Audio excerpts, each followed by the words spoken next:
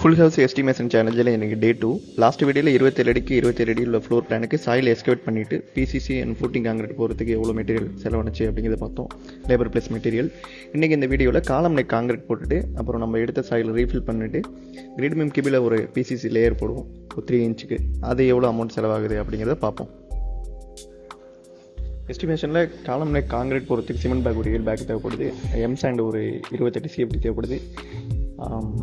முக்கால் அக்ரிகேட் ஒரு 20 mm aggregate ஒரு 35 சிஎஃப்டி தேவைப்படுது. அப்புறம் எடுத்து சாயில் ரீஃபில் பண்ணுறதுக்கு எப்படி இருந்தாலும் ஒரு 5 to 6 hours நம்மளுக்கு ஜேசிபி ரெண்ட் கொடுக்குற மாதிரி இருக்கும். ஸோ அது ஒரு 7500 போட்டிருக்கோம். பிசிசி போடுறதுக்கு சிமெண்ட் பேக் ஒரு 7 பேக் தேவைப்படுது. எம் சாண்ட் ஒரு 25 சிஎஃப்டி, 40 mm அக்ரிகேட் ஒரு 45 சிஎஃப்டி தேவைப்படுது.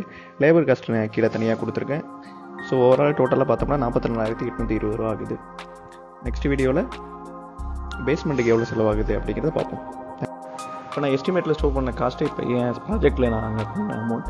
இந்த ப்ராஜெக்டே சேம் உங்கள் ஏரியாவில் பண்ணுறீங்க அப்படிங்கிற பட்சத்தில் உங்களோட காஸ்ட்டு கொஞ்சம் அதிகரிக்க வாய்ப்பு இருக்குது. ஏன்னா ஃபுட்டிங்கோட சைஸ் இருக்குது. ஸோ உங்கள் சாயில் வந்து ரொம்ப லூஸாக இருக்குது, க்ளே சாயில் இருக்குது அப்படின்னா ஃப்ரூட்டிங்கோட திக்னஸ் அந்த சைஸ்லாம் இன்க்ரீஸ் பண்ணுற மாதிரி இருக்கும். காலத்தோட சைஸும் கொஞ்சம் மாறும். ஸோ அதனால் டிராஸ்டிக்கலாக உங்கள் அமௌண்ட்டு கொஞ்சம் மாறுறதுக்கு நிறைய வாய்ப்பு இருக்குது. ஸோ நீங்கள் ப்ராஜெக்ட் பண்ணுறீங்கன்னா அனலைஸ் பண்ணி பண்ணுங்கள். தேங்க்யூ. நம்ம ப்ராஜெக்ட் கும்பகோணம், தஞ்சாவூர், திருவாரூர் டிஸ்ட்ரிக்ஸில் எடுத்து பண்ணிக்கிட்டு இருக்கோம்.